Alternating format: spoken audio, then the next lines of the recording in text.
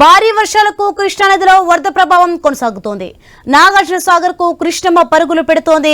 దీంతో సాగర్ జలాశయం కలకల్లాడుతోంది. ప్రస్తుతం ప్రాజెక్టు నీటి మట్టం 577 అడుగులకు చేరింది. మరోవైపు జల విద్యుత్ కేంద్రాల్లో విద్యుత్ ఉత్పత్తి కొనసాగుతోంది.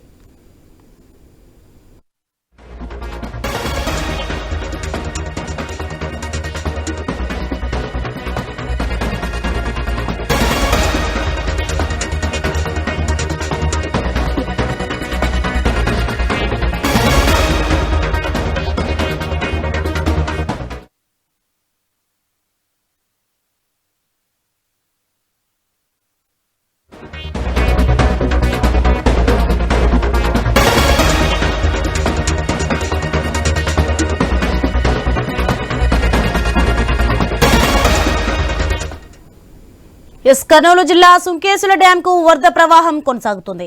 ఇన్ఫ్లో 37,000 క్యూసెక్కులుండగా అవుట్ఫ్లో 34,488 క్యూసెక్కులుగా ఉంది.